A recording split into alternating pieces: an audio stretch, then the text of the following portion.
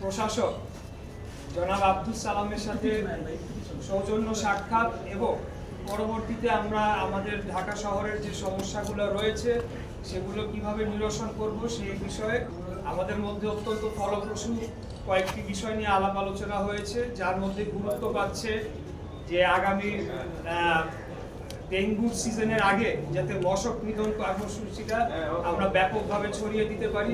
এছাড়া আমাদের নানামুখী আরও অনেকগুলো সমস্যা রয়েছে। রাস্তাঘাটের মেনটেন্যান্সের একটা প্রয়োজনীয়তা দেখা দিয়েছে বিভিন্ন জায়গায়। এই সকল বিষয় নিয়ে আমরা আলাপ আলোচনা করতে এসেছি। আমাদের মাননীয় প্রধানমন্ত্রী জনাব তারেক রহমান উনি আমাদের সবাইকে নির্দেশ দিয়েছেন, বিশেষ করে ঢাকার যারা আমরা নির্বাচিত সংসদ সদস্য এবং প্রশাসক আমরা যারা আছি, আমরা যাতে যেহেতু একটা ভালো একটা নির্বাচিত সরকার বেশ কিছু মাস অথবা 1.5 বছর যাবৎ অ্যাবসেন্ট ছিল, যার কারণে সেবা দানের যে কাঠামোটা অনেকটা ভেঙে পড়েছে।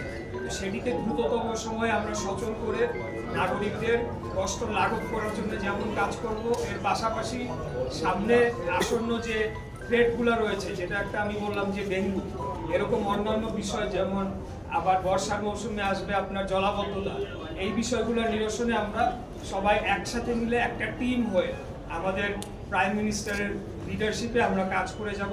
সেটার জন্য আমরা আজকে এখানে এসেছিলাম। আপনি ঘোষণা দিয়েছেন সামাজিক যোগাযোগের মাধ্যমে যে আপনি ইলেকশন করবেন এবং সেই সাথে আপনি একটা মন্ত্রণালয় দায়িত্বে আছেন, প্রতিদ্বন্দ্বী হিসেবে দায়িত্বে আছেন।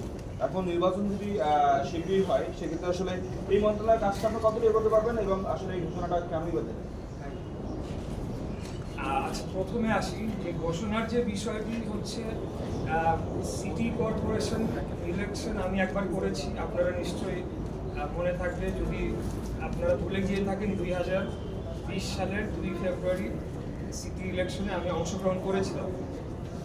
ঢাকা শহরের নাগরিক সমস্যা নিয়ে আজকে থেকে না, দীর্ঘদিন যাবৎ আমি কাজ করে আসছি এবং পার্টির বিভিন্ন ফোরামেও নাগরিক সমস্যা সংক্রান্ত যে কোনো প্রোগ্রামে আমি সবসময় যুক্ত থাকতাম। ঢাকা দক্ষিণের পক্ষ থেকে ঢাকা উত্তর থেকে জনাব তাবিতা হয় ইমিডিয়েট পাস ক্যান্ডিডেট হিসেবে আমরা কাজ করেছি। আমি যেটা সামাজিক মাধ্যমে বলেছি সেটা আমার ব্যক্তিগত অভিপ্রায়, তবে আপনাদের একটা জিনিস মাথায় রাখতে হবে, যেটা অবশ্যই সামাজিক মাধ্যমে হয়তো পুরাটা এইভাবে লেখা যায় না, তার আগে পরে কিন্তু অনেকগুলা কথা রয়েছে। যদি দল আমাকে মনোনয়ন দেয় এবং যদি দল মনে করে যে আমি নির্বাচন করব এবং অন্য কেউ করবেন না, তাহলে পরেই আমি নির্বাচনে অংশগ্রহণ করতে পারি।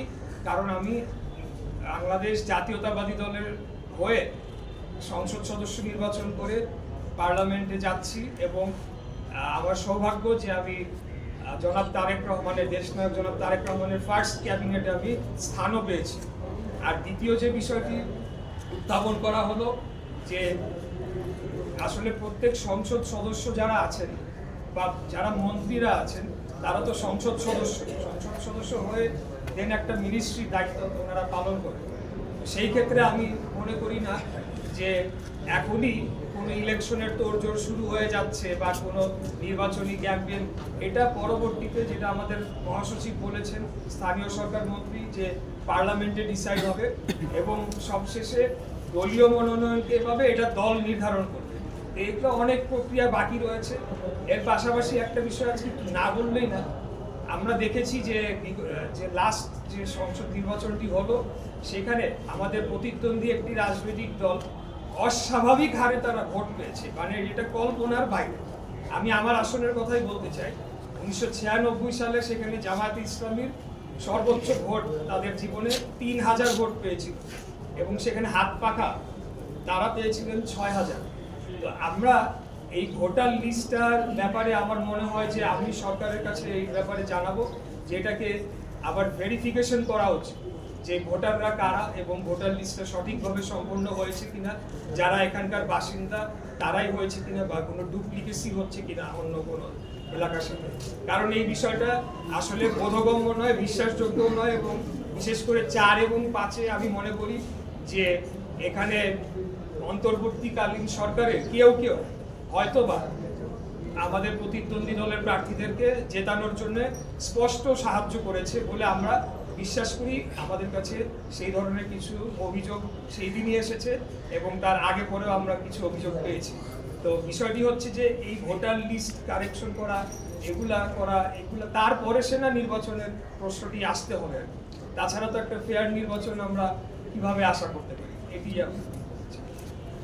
ঠিক আছে। ধন্যবাদ।